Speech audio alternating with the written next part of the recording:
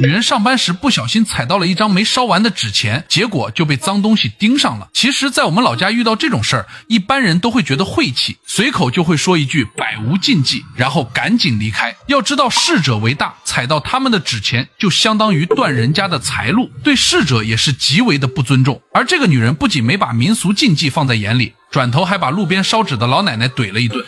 烧好，你都飞到路上了呢。殊不知眼前的老奶奶根本就不是正常人。全网都传手机电量待期必刷恐怖片，说白了就是忽悠人的。要我说，你会在手机电量待80刷到这部最新上映的中式民俗恐怖短片《中元不信邪》。要知道，中元节是我国从古至今流传下来的传统节日，但现在很多的年轻人并不知道中元节其实有很多的民俗禁忌。今天这部片子直接是把各种民俗禁忌以及触犯禁忌的后果通通拍了出来。喜欢正宗的中式民俗恐怖的宝子们千万不要错过，本片有一点点吓人，坐稳扶好，咱们马上开始。中元节这天，单亲妈妈阿文带着俩儿子祭拜早逝的小女儿，供桌上摆的鸡鸭鱼肉、零食饮料那叫一个齐全，就想让小女儿在那边吃好喝好。阿文上完香要回屋取东西，临走前千叮万嘱，让俩儿子千万别碰供桌上的东西。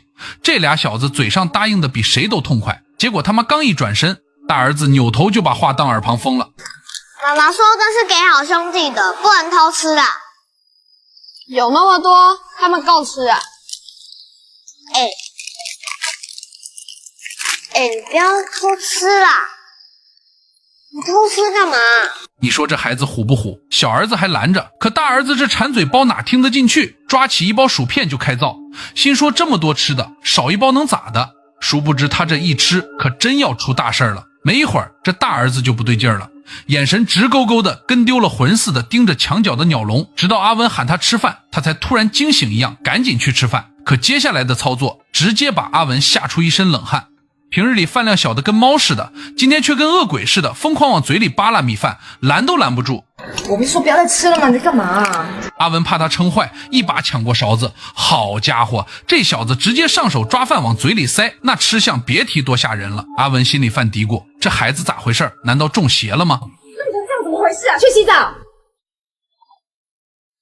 到了半夜，阿文正睡得香，突然听见厨房有动静，还以为进小偷了，抄起一根木棍就摸了过去。打开厨房灯一看，冰箱门大敞四开，里面的食物撒了一地，乱得跟遭了贼似的。还没等他反应过来，客厅又传来嘎嘣脆的咀嚼声。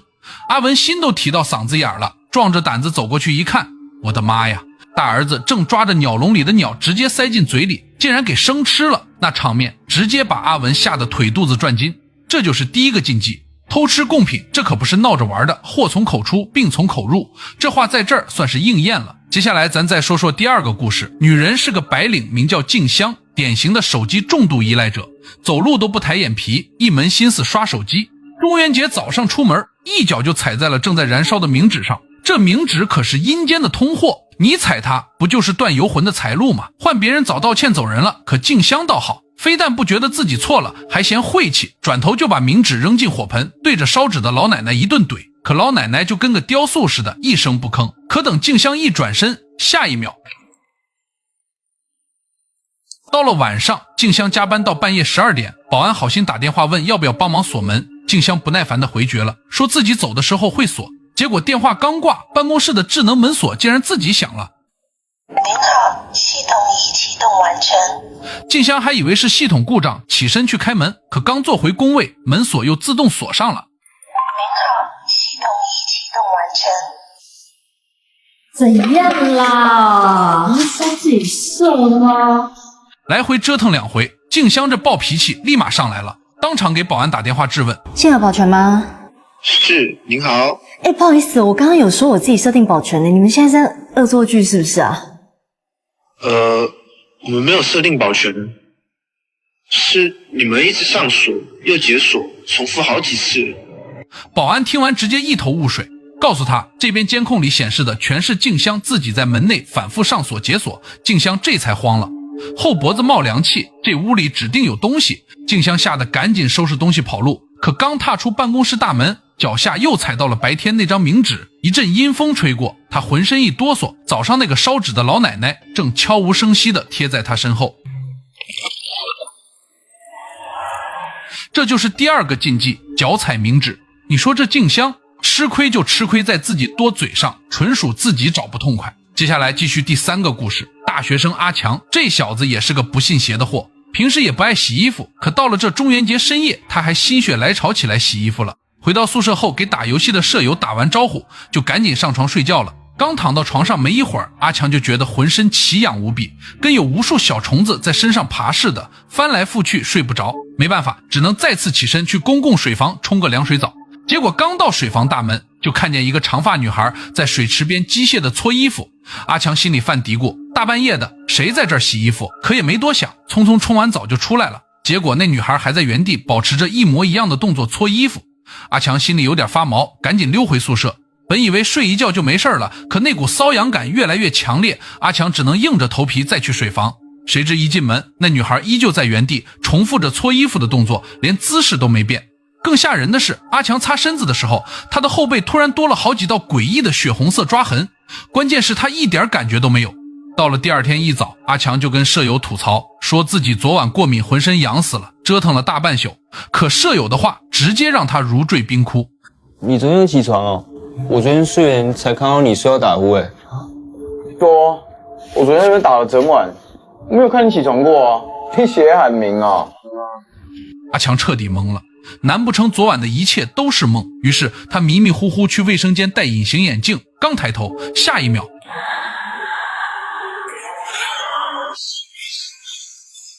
天，阿强瞬间被抓进了镜子里，紧接着那个女鬼就出现在了宿舍走廊里。这就是第3个禁忌，深夜洗衣晾衣。接下来咱们开始第4个故事，吹口哨。阿成是公司高管，人模狗样的，可也是个不信邪的主。中元节下班，在停车场停车，闲得无聊就吹起了口哨。老辈人说，在鬼节那天，如果在深夜空旷处吹口哨，特别容易招孤魂野鬼，因为口哨声有回声，鬼会以为是同伴召唤。可阿成偏不信，吹的那叫一个起劲儿。结果身后突然传来一模一样的口哨声，音调节奏分毫不差。阿成心里咯噔一下，猛地回头就看见不远处的柱子后一个模糊的人影一闪而过，再定睛一看，啥也没有。阿成吓得腿都软了，赶紧加快脚步。可那口哨声非但没消失，反而从4面8方传来，越来越多，听得他是头皮发麻。阿成这下真慌了，赶紧躲到了一根柱子后面。可紧接着密密麻麻的脚步声就朝他逼近，听声音绝对不止一个人。阿成吓得魂飞魄散，撒腿就跑，好不容易躲进了停车场的安全门里。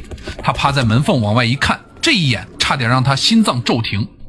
干，居然让他跑走了！早就看他不顺眼了，为什么只有他可以过这么好的日子？没关系，把他找出来，捅他一刀的人就可以取代他的人生。外面站着4个男人，长相、穿着、身形竟然跟他一模一样。其实这是遇到替身鬼了。所以第4个禁忌就是深夜吹口哨，太招摇，指定惹祸。咱们继续第5个故事。小美为了跟异地男友奔现，提前在软件上约了凌晨4点的网约车，还定了好几个闹钟，生怕错过。到了凌晨闹钟一响，小美赶紧收拾东西下楼，结果发现网约车已经在楼下等着了。小美还挺不好意思，一个劲儿跟司机道歉，可司机跟块木头似的，一言不发，连头都不回。小美心说，这司机也可能等急了，有点不高兴。可也没多想，车子开着开着，小美就觉得不对劲儿了。这路线是越走越偏，压根儿不是去火车站的路，关键是路边连个路灯都没有，全是浓雾，的确瘆得慌。小美赶紧质问司机，让他停车，可司机跟没听见似的，机械地踩着油门，一言不发。小美越想越怕，低头看了一眼手机时间，瞳孔瞬间放大。她约的是4点半的车，现在才3点半，那这辆提前出现的车到底是谁开的？小美吓得浑身发抖，赶紧给男友打电话，可听筒里传来的竟然是空号，反复打了好几次都是空号。小美的心理防线彻底崩塌了。就在这时，司机突然一个急刹车，一把抢过了小美的手机，紧接着缓缓转过头，露出了一抹诡异的笑容。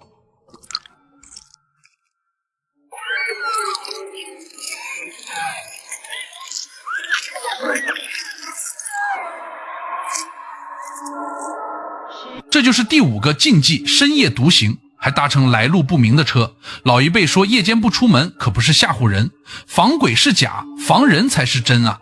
咱们继续最后一个故事。俩女大学生为了省点钱，特意订了酒店走廊尽头的特价房，也就是老辈人说的阴角房。这房间常年不见阳光，空气也不流通，最容易聚阴气。可这俩姑娘，一个不信邪，一个懂点民俗，却架不住队友坑。进门前，懂民俗的长发女孩还特意敲了3下门，念叨着抱歉打扰了，跟屋里的东西借宿。可她闺蜜却嗤之以鼻，觉得这都是无稽之谈，还把鞋子踢翻在地，斜肩朝内。这斜肩朝内在民俗里可是大忌，相当于给游魂指路，让他们进房间。长发女孩赶紧提醒闺蜜，可闺蜜根本不听，还嫌她小题大做。进了房间，长发女孩又发现大床正对着一面大镜子，这更是大忌。人熟睡时阳气最弱，镜子对床，游魂容易通过镜子附身。她赶紧找了条浴巾，把镜子严严实实蒙起来，这才敢躺下休息。可万万没想到，闺蜜洗完澡出来，为了擦头发，竟然把镜子上的浴巾扯了下来。你刚刚把浴巾拿掉？对啊，你要我裸体吗？熟归熟，可没那个勇气。长发女孩心里咯噔一下，可也没好意思发作，只能自己去浴室洗澡。时针刚指向午夜12点，长发女孩突然双目圆睁，身体僵住了，跟被抽走了灵魂似的。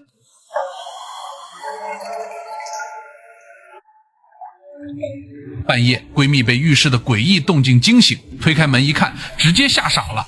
原来闺蜜对于民俗禁忌无所谓的表现，直接招来了邪祟。长发女孩已经出事儿了。说到这儿，这部不寻常日常中原不信邪系列的6个禁忌故事就全讲完了。咱不是迷信啊，其实在古时候医疗差，没路灯，治安也不好，古人就把这些危险的情况包装成鬼神说法，提醒后人注意安全。不偷吃贡品是教咱懂感恩，不贪心，不踩冥纸是教咱尊重别人的信仰，深夜不晾衣服，不吹口哨，不走夜路是提醒咱晚上环境复杂，低调点，保护好自己，不住酒店尾房，也是因为尾房偏僻容易出事儿。